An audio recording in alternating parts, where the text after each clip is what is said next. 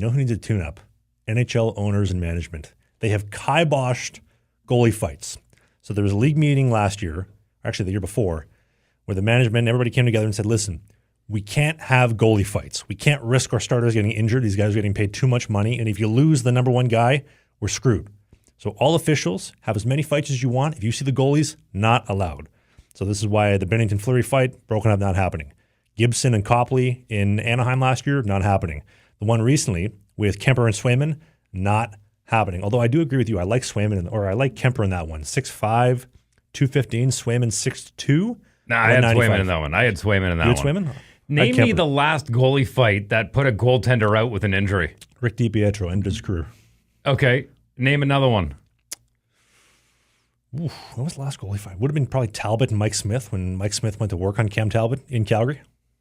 They're so few and far between, though. Like when they do happen, the risk is so low. Mm-hmm. And they're padded. Yeah, and the benefit of the highlights and the clicks and the enjoyment. I mean, if they want to fight, let them fight. And I mean, what are you going to do? Put them back in the cage? Like at that point, if they want to fight, they drop their mitts and everything. It's not like they're going to be like, oh, shucks, almost back to stopping pucks. No, you got to pull him from the game. Like he's completely rattled. Like that goaltender is completely done. The second he decided to fight, his head was out of the game. That's it. He can't go back in the net after that. Well, think of moments like Felix Potvin and Ron Hextall. Hextall charges at him, one of the greatest of all time. Patrick Waugh trying to get in there with Darren McCarty and Claude Lemieux. Brendan Shanahan tries to jump him. And now all of a sudden Vernon and Patrick Waugh are going at it, one of the greatest rivalries in hockey. We talked about it with the Four Nations Cup. Physicality is what sells hockey and separates it from the other competition.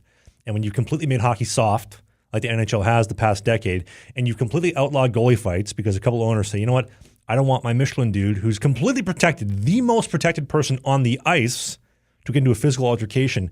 This is, again, how the NHL is ruining the game. Okay, you know what? If I'm a coach and I really want to throw a wrench into things against a team, maybe a division rival or whatever it may be, understanding that goalies can't fight against each other, I'm sending my goon out. I'm like, go fight their goalie. No, seriously, think about it, though, for a second. Because how are they going to stop that? And the way it always goes is you protect your goaltender. So I understand that whole, the goaltender has to be protected by all costs. You know, you snow them in the crease, whatever it may be. Your defenseman, their job, you take the head off whoever goes near your goaltender or does dirty to your goaltender, right?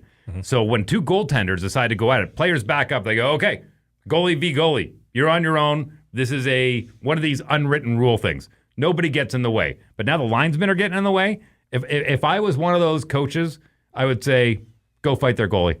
Well, seriously, go fight their goalie. Sure, but the thing is, though, if you have a player going to fight the goalie, other players are going to come in because you can't touch the goalie. Only the other goalie can touch the goalie, as you mentioned. Exactly. So but that's what it's going to turn into, is that if you really want to get it out, like you stand in front of the goalie, in front of the crease, start pushing and shoving. Sure, other guys are going to come in, but not before I get that helmet off and I get a couple good shots in. You get like Peter Mrazek getting KO'd by Joe Thornton. Well, I mean, look, it's still got to be weight class. You know, you got to keep that in mind. I mean, you're not going to have, a 6'6" defenseman going after, what's his name, Wolf in Calgary. Like that, I get. I mean, that is looking like a goon situation. But if you send one of your boys out there to go after a Kemper who's 6'5" or a 6'2" guy versus Swayman, at least the tail of the tape's a little more even. I don't know. I think that the possibility of that happening, if they've been clear now that goalies are not allowed to fight goalies, then maybe goalie may want to fight forward. Maybe forward may want to fight goalie. But I think you have to look at it too. If you rewind a decade ago when they started trying to outlaw a lot of the fighting, the average goaltender was about 160, 175 pounds-ish. Really, really, really thin. But if you look today, the average goaltender is probably 200, 220, 210. Because bigger goalies are what is the formula for success now. So they're more built than they ever have been before. So they're more fit for this, I think, personally. Okay, but you've literally been in this situation before, and I know you were looking for it for a long time when you were playing in the Fed. Because nobody would fight me. Yeah, well, and even in the warm-up, you would ask and say, hey, things go south. You want to square off at center ice? And there was a yes, there was a no. I remember specifically there was times, and I hated blowouts on either side. I hated it because I knew at some point in the third period, I was going to line up in our own zone when I was at the hash, and someone was going to, if we were blowing them out going, there was literally, I remember it specifically, a guy looking at me like, I don't want to be here anymore. Do you want to drop the gloves? I did the guy a favor. Mm-hmm. You know what I mean? Like you just, that's what it leads to, where it's just more staged fights than it is actual, like, no, I need to get some aggression out. You did me dirty. When it comes to goaltender fights, more often than not, I mean, you go back to the Hextall Potvin days, that was bad blood. Mm-hmm. But the Swayman Kemper thing, It was more of like, all right, everyone else is doing it. Let's put on a show. I think that's bad blood, though, because the Bruins are getting blown out. Swayman's had enough. Let's do this. This is how rivalries start. I get it. It's the Bruins and the Kings, East Coast, West Coast, hold opposite conferences. But this is why the Red Wings and Avalanche were the greatest series in hockey history, because there was that bad blood, the goalie fights.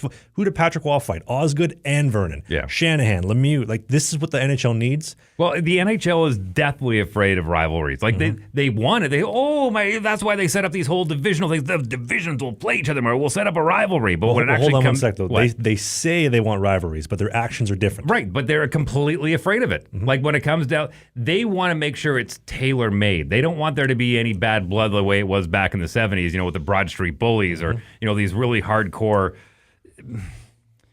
I hate saying it, but they're... In the NBA, back in the 80s and 90s, guys were elbows up. And I know that's a big term right now in politics. No, but hear me out. Like, Dennis Rodman would grab a board and he would be swinging his elbows. Gordie Howe, Mark Messier. Like you knew that if you were going into the corners in the Boston Gardens and they cut off real quick, don't go into the corners when you got X, Y, and Z there because you're going to get an elbow in the chops. That's the way the game was played. Now it's a little softer. Like, the NHL wants rivalries, but more so, we want, because you're close in proximity to each other, that's the rivalry, not because there was something that happened on the ice that caused that rivalry.